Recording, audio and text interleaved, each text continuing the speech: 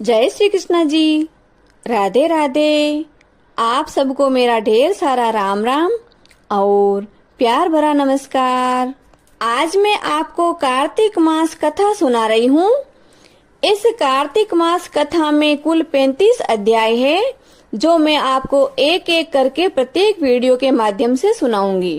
सनातन धर्म में प्रतिवर्ष आने वाले सभी महीनों का अपना अपना विशेष महत्व है, लेकिन कार्तिक माह भगवान श्री हरि को सर्वाधिक प्रिय महीना है। विष्णु पुराण के अनुसार कार्तिक मास में भगवान श्री हरि यानी भगवान विष्णु अपनी योग निद्रा से जागते हैं। इस दौरान जगत के पालनहार भगवान विष्णु की पूजा अर्चना का विशेष महत्व है। ऐसा माना जाता है कि इस महीने में दान पुण्य और पूजा अर्चना करने से जीवन में खुशियों का वास होता है, साथ ही अक्षय फलों की प्राप्ति होती है। कार्तिक स्नान करने के लिए हमें ब्रह्म मुहूर्त में जागकर यानी सुबह जल्दी उठकर गंगा अथवा किसी भी जलाशय में स्नान करने के लिए जाना चाहिए। यदि हमारे पास कोई नदी और जलाशय नजदीक में नहीं है तो हमें अपने घर पर स्नान करते समय गंगा मैया की भावना को साथ में रखना चाहिए। गंगा की भावना को साथ में रखकर स्नान करने से मनुष्य करोड़ों जन्मों के पापों को धो डालता है। 7 समुद्रों तक की पृथ्वी को दान करके जो फल प्राप्त होता है वह कार्तिक मास में स्नान और दान करने से सहज ही प्राप्त हो जाता है, क्योंकि यह संसार अन्न के आधार पर ही जीवित रहता है। अतः कार्तिक मास में अन्न दान सर्वश्रेष्ठ कहा गया है। तो आप बड़े प्रेम, श्रद्धा और आदर भाव से कार्तिक मास कथा के अध्याय का श्रवण करें। बोलो श्री विष्णु भगवान की जय। कार्तिक के राई दामोदर भगवान की जय। अब हम कार्तिक मास महात्म्य कथा के 9वें अध्याय का श्रवण करते हैं। राजा पृथु ने कहा कि हे नारद जी, आपने कार्तिक मास के व्रत में तुलसी जी की जड़ में भगवान विष्णु का निवास बताकर उस स्थान की मिट्टी का पूजन बतलाया है। अब मैं भी श्री तुलसी जी के महात्म्य को सुनना चाहता हूँ। तुलसी जी कहाँ से और कैसे उत्पन्न हुई, ये बताने की कृपा करें।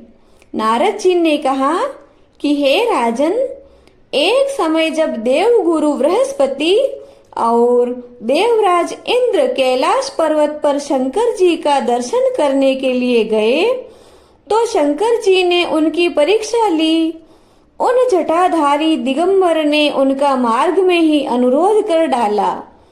यद्यपि वे तेजस्वी, शांत, लंबी भुजा और चौड़ी छाती वाले, गौर वर्ण, अपने विशाल नेत्रों युक्त तथा सिर पर जटाधारे वैसे ही बैठे थे, तथापि इंद्र ने शंकर जी को न पहचान कर उनका नाम धाम आदि परिचय पूछा और कहा कि शंकर जी अपने स्थान पर है या कहीं चले गए हैं। इस पर उस तपस्वी ने कुछ भी नहीं कहा, परंतु त्रिलोकीनाथ के ऐश्वर्य से दंभित होकर भला इंद्र कब चुप रहने वाले, उन्होंने क्रोध से गुड़क कर कहा कि अरे, मैं पूछता हूँ और तू उत्तर क्यों नहीं देता? मैं अभी तुझे इस वज्र से मारता हूँ, फिर देखता हूँ कि तुझ दुर्मति की रक्षा कौन करता है। फिर ज्यों ही दिगंबर को मारने के लिए हाथ में वज्र लिया, त्यों ही भगवान भोलेनाथ ने वज्र सहित उसका हाथ स्तंभित कर दिया और विकराल नेत्र कर ज्यों ही उसे देखा तो ऐसा विदित हुआ मानो वह दिगंबर प्रज्वलित हो उठा हो और तेज से जला देगा। भुजाएं स्तंभित होने से इंद्र के क्रोध और दुख का अंत न रहा, परंतु ज्यों ही बृहस्पति जी ने उसको प्रज्वलित देखा त्यों ही अपनी बुद्धि से उनको भगवान भोलेनाथ जानकर प्रणाम किया और इंद्र को भी उनके चरणों में गिराया। फिर बृहस्पति जी बोले कि हे दीनानाथ, अपना क्रोध रोक कर इंद्र का अपराध क्षमा कीजिए। बृहस्पति जी के ऐसे वचन सुनकर महेश्वर गंभीर वाणी में बोले कि मैं अपने नेत्रों से निकले हुए क्रोध को कैसे रोकूं?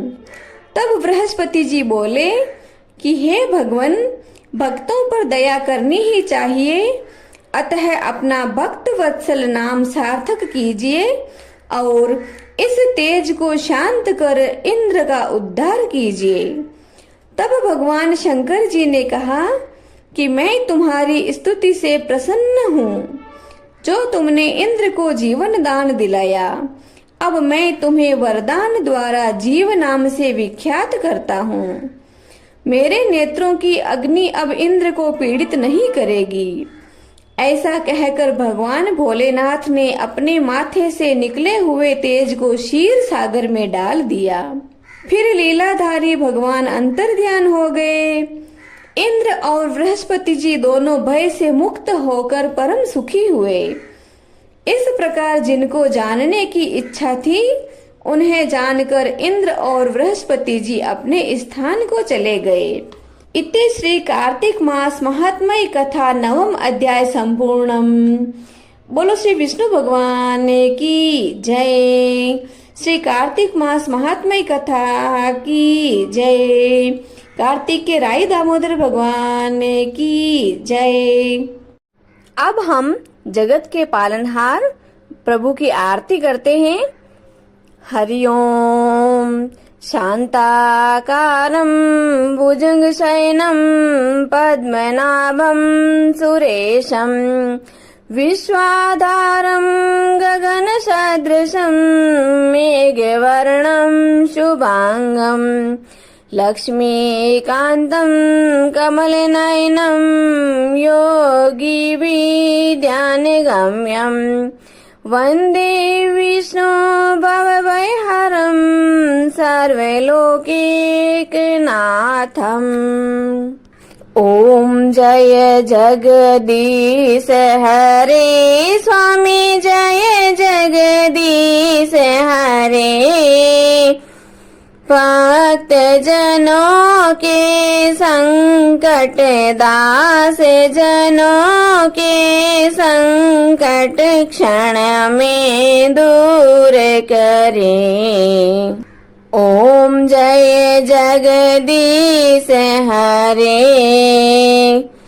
जो ध्यावे फल पावे, दुख बिन से मन का। ओ प्रभु दुख बिन से मन का। सुख संपत्ति घरे आवे, सुख संपत्ति घरे आवे। कष्ट मिटे तन का। ओम जय जगदीश हरे। मात पिता तुम मेरे, शरण गहूँ किसे की। ओ स्वामी शरण गहूँ किसे की। तुम बिन और न दूजा, आप बिन और न दूजा। मैं आस करूं जिसे की।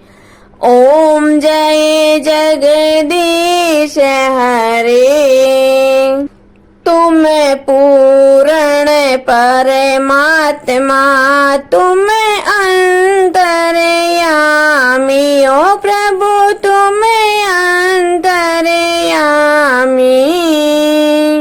पार ब्रह्म परमेश्वर, पार ब्रह्म परमेश्वर। तुम सबके स्वामी। ओम जय जगदीश हरे। तुम करुणा के सागर, तुम पालन करता। हो स्वामी आप पालन करता।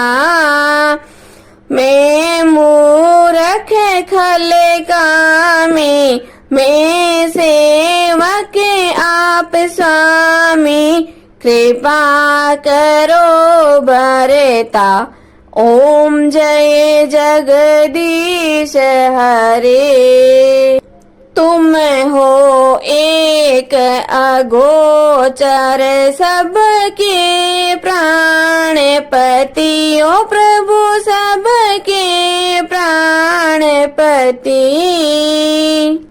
किस विध मिलो दयामय, किस विध मिलो कृपामय, आपको मैं कुमति। ओम जय जगदीश हरे। दीन बंधु दुख हरता ठाकुर तुम मेरे हो, प्रभु रक्षक आप मेरे। करुणा हाथ बढ़ाओ, श्रद्धा प्रेम बढ़ाओ, द्वार पड़ा तेरे। ओम जय जगदीश हरे। विषय विकार मिटाओ, पाप हरो देवा हो, स्वामी कष्ट हरो देवा। श्रद्धा भक्ति बढ़ाओ, करुणा प्रेम बढ़ाओ, संतन की सेवा।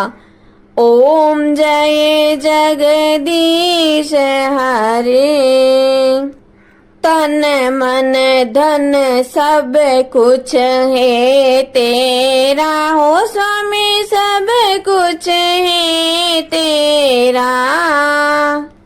तेरा तुझको अर्पण, आपका आपको अर्पण, क्या लागे मेरा। ओम जय जगदीश हरे। श्री जगदीश स्वामी जी की आरती, जो कोई नर नारी गावे हो, जारा पाप परा जावे। जारे घर लक्ष्मी जी आवे हो, जारे नवनिध होई जावे हो, जारा दुख दारिद्र जावे हो, जारे सुख संपत्ति आवे हो, वे तो भक्ति मुक्ति पावे। कहत शिवानंद स्वामी, रटते भोलानंद स्वामी, मनवांचित फल पावे।